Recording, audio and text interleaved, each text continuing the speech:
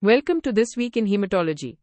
This week we are covering 10 notable papers spanning clinical advances in malignant hematology, evolving strategies in non-malignant disorders like hemophilia and sickle cell disease, and critical safety insights in stem cell transplantation. Let us dive in. We begin in the realm of malignant hematology, where optimizing therapy for high-risk and medically unfit patients remains a major clinical challenge. In a randomized phase 2 trial, researchers evaluated whether standard dose CPX-351 or the intensive regimen CLAGM, which consists of cladribine, cytarabine, granulocyte colony stimulating factor, and mitoxantrone, is more effective for medically unfit adults with untreated acute myeloid leukemia or other high-grade myeloid neoplasms. Historically, treating these vulnerable patients is highly challenging, and the best path forward has been unclear. In this trial of 60 adults, where more than two-thirds of the patients had an ECOG performance status of 3 or 4, only the CLAGM group met the primary endpoint of achieving a 3-month overall survival rate of 63% or higher, actually reaching 70% compared to 60% in the CPX-351 group. CLAGM also showed a non-significant trend toward a higher complete remission rate. While overall survival and relapse-free survival were statistically similar between the two arms for the entire cohort, a crucial subgroup analysis revealed that patients with highly proliferative disease experienced a significant survival advantage with CLAGM, showing a median overall survival of 18.5 months compared to just under 4 months with CPX-351.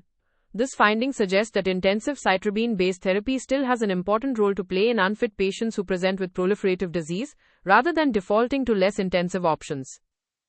Meanwhile, in the treatment of relapsed or refractory multiple myeloma, managing patients who relapse after receiving therapies targeting B-cell maturation antigen or BCMA is an increasingly common dilemma. A systematic review and meta-analysis of 34 studies comparing chimeric antigen receptor T-cell therapy, or CAR-T, against engineered antibody therapies in this post-BCMA setting.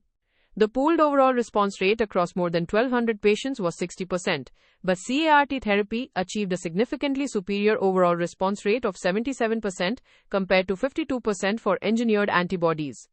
When looking closely at the specific targets, CAR-T therapies targeting GPRC5D yielded a substantially higher response rate of 86% compared to 66% for those retargeting BCMA. The study also highlighted that patients who had prior exposure to BCMA bispecific antibodies had lower response rates than those with prior CAR-T exposure. Furthermore, patients who had a treatment-free interval of 10 months or more between therapies responded significantly better. These results suggest that clinicians should prioritize earlier CAR-T use, consider GPRC5D as a preferred subsequent target, and carefully evaluate the timing and sequencing of these advanced immunotherapies.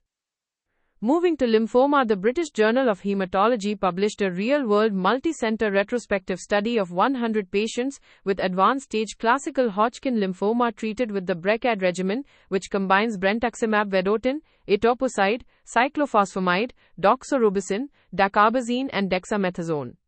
While advanced Hodgkin lymphoma is highly curable, traditional regimens like escalated BEACOPP carry substantial acute and long-term toxicities. In this real-world cohort, which included highly representative, high-risk patients, the overall response rate was 100%, and 95% of patients achieved a complete response. Crucially, 83% of patients achieved early positron emission tomography negativity after 2 cycles, which allowed clinicians to safely de-escalate therapy from 6 to 4 cycles.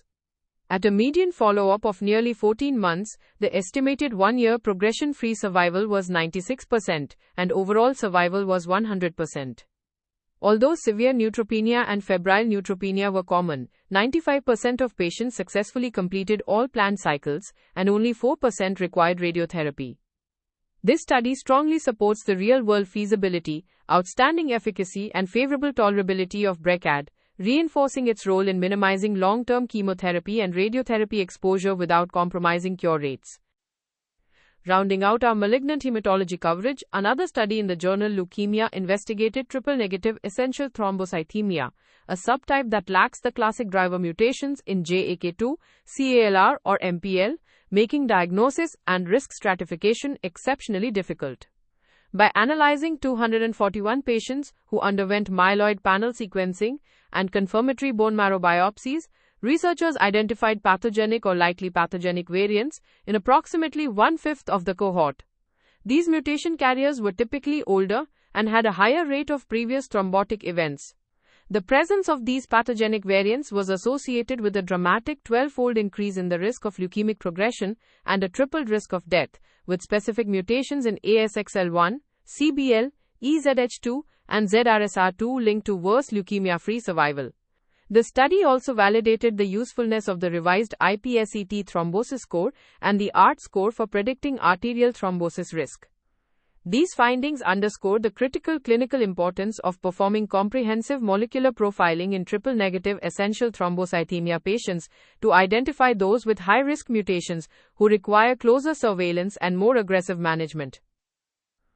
We transition now to non-malignant hematology, starting with venous thromboembolism. The clinical decision to stop or indefinitely continue anticoagulation after an initial venous thromboembolism is often challenging, especially when evaluating the impact of thrombophilia. A comprehensive systematic review and meta-analysis published in Blood Advances examined 51 studies representing over 34,000 patients to clarify this risk. The investigators found that high-risk thrombophilias, including antiphospholipid antibody syndrome, antithrombin deficiency, homozygous factor V Leiden, and compound heterozygous mutations, were associated with an approximate 2 to 3-fold increased risk of recurrent venous thromboembolism after stopping anticoagulation. In contrast, heterozygous factor V Leiden or prothrombin gene mutations carried a more modest 1.5-fold increased risk, while the evidence regarding protein C and protein S deficiencies remained inconclusive. These findings provide clinicians with clearer, evidence-based risk estimates to share with patients when discussing the benefits and risks of lifelong anticoagulation therapy. In hemophilia care, the therapeutic landscape has expanded rapidly, but significant unmet needs persist. The ECHO study evaluated the real-world efficacy of Efanesoctocog Alfa, a first-in-class ultra-long-acting factor VIII concentrate within a French compassionate access framework. The study included 50 patients with Hemophilia A, nearly half of whom transitioned to weekly Efanesoctocog Alfa prophylaxis from emicizumab due to persistent breakthrough bleeding or complex clinical scenarios. Over a 9-month follow-up, weekly prophylaxis led to an 89% reduction in treated bleeds and an 85% reduction in joint bleeds, a benefit that remained consistent even among those who previously failed emicizumab. However, the study uncovered a critical laboratory monitoring challenge.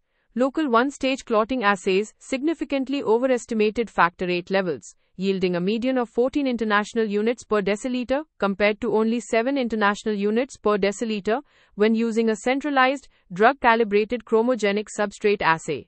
This discrepancy represents a major safety concern, as relying on standard one-stage assays could lead clinicians to believe a patient has double the protective factor level actually present. Clinicians must be highly vigilant and utilize calibrated chromogenic assays when monitoring patients on Efanesoctocog Alfa. At the same time, the Journal of Thrombosis and Hemostasis published real-world data from the prospective PEDNET registry, which tracked 80 infants with severe hemophilia A who started early emicizumab prophylaxis as previously untreated or minimally treated patients. While emicizumab has revolutionized pediatric hemophilia care by providing excellent bleeding control, real-world data on inhibitor development in this very young population have been limited. In this cohort, infants started emicizumab at a median age of 8.5 months and were followed for a median of 19.5 months. The therapy was highly effective, with a mean annualized bleeding rate of just 0.6 bleeds per year. However, 59% of the infants ultimately required factor VIII exposure for bleeding or minor procedures.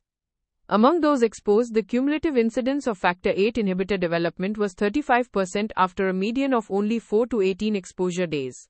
This preliminary analysis suggests that early emicizumab prophylaxis does not decrease the overall risk of developing inhibitors when these children are eventually exposed to factor VIII. Clinicians must continue to perform rigorous routine inhibitor screening whenever an infant on emicizumab receives factor VIII. Our final theme explores optimizing long-term outcomes and safety in sickle cell disease and stem cell transplantation. For children with sickle cell anemia, routine immunizations are vital, but there has been concern that disease-related immune dysfunction or concurrent hydroxyurea therapy might impair vaccine responses. A retrospective cohort study The researchers found that 94% of children achieved adequate seroprotection after their first measles vaccine, and 92% were protected after their second dose, which is highly comparable to the general population. Crucially, concurrent hydroxyurea treatment at the time of vaccination did not reduce seroprotection. In fact, starting hydroxyurea earlier in life was associated with a more than four-fold increase in the odds of achieving seroprotection. This reassuring study confirms that children with sickle cell anemia develop robust immunity to measles, and highlights that early, timely vaccination combined with early hydroxyurea initiation offers the best immunologic protection, especially important given the rising global transmission of measles in the United States and worldwide. Also in blood advances, researchers looked beyond clinical symptom resolution to evaluate subclinical physiology in patients with sickle cell disease who underwent curative therapies, comparing 43 allogeneic stem cell transplant recipients and 11 gene therapy recipients to 15 patients on optimal hydroxyurea therapy. By analyzing blood rheology, which measures red blood cell deformability and sickling behavior, the study revealed that patients who received stem cell transplants from donors with sickle cell trait had significantly superior rheological parameters compared to both gene therapy recipients and those on optimal hydroxyurea. For instance, the point of sickling was 0 in the transplant group, compared to 26 in the gene therapy group and 36 in the hydroxyurea group. The rheological profiles of patients who received gene therapy were comparable to those on optimal hydroxyurea, showing persistent subclinical abnormalities despite clinical improvement. Because abnormal rheology is closely linked to long-term sickle cell complications, these findings suggest that clinical symptom resolution does not equate to physiological normalization, and incorporating rheology testing into long-term post-therapy follow-up could help monitor for subclinical disease. Lastly, we examine infectious complications in the setting of mismatched unrelated donor hematopoietic cell transplantation. The ACCESS trial also evaluated the infection burden in 268 adults who underwent mismatched transplant using post-transplant cyclophosphamide as graft versus host disease prophylaxis. While this transplant strategy has achieved an impressive overall survival rate of 81%, post-transplant cyclophosphamide is known to suppress the immune system. The investigators recorded 465 infections, with more than 60% occurring within the first 100 days post-transplant. The density of infections was highest between days 0 and 30, and was similar regardless of the intensity of the conditioning regimen or the degree of donor HLA mismatch. A multivariable analysis revealed that the development of acute graft versus host disease was the strongest predictor of infection, and nearly 8% of patients ultimately died from infectious causes. This study establishes a critical benchmark for the high infectious burden associated with post-transplant cyclophosphamide in mismatched unrelated donor transplants, emphasizing the need for intensive early antimicrobial surveillance, particularly in patients who develop graft versus host disease. If you only have time for one paper this week, make it the real-world study on Efanesoctocog Alfa in Hemophilia A. This paper is the top pick because it provides highly practical, dual-edged clinical insights. It confirms the outstanding real-world efficacy of this ultra-long-acting factor in patients who have failed emicizumab, while delivering an urgent, practice-changing warning that standard one-stage assays can dangerously overestimate factor VIII levels, potentially masking a lack of adequate protection. Here are the key takeaways from this week in hematology. First, for medically unfit patients with acute myeloid leukemia, intensive CLAG-M chemotherapy remains a highly effective option and should be strongly considered over CPX 351 for those presenting with proliferative disease. Second, in patients with relapsed multiple myeloma who have failed BCMA-targeted therapies, GPRC5D-targeted CAR T therapy offers superior response rates compared to engineered antibodies, especially when sequenced after a treatment-free interval of 10 months or more. Third, high-risk thrombophilias like antiphospholipid antibody syndrome and antithrombin deficiency carry a 2 to 3-fold increased risk of recurrent venous thromboembolism, reinforcing the need for indefinite anticoagulation.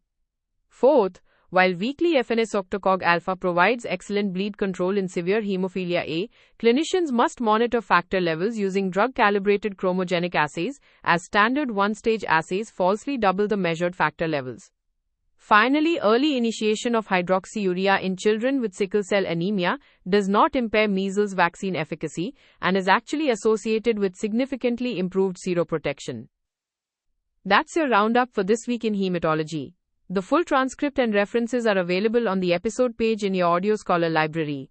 This is an AI-curated summary for clinical decisions. Always consult primary sources and current guidelines. See you next week. If this weekly briefing is useful, follow the show in your podcast app so new episodes arrive automatically. And for audio briefings on your own clinical questions and papers, visit audioscholar.cc. This is an automated summary generated by artificial intelligence, which can make mistakes. Always review the original source materials.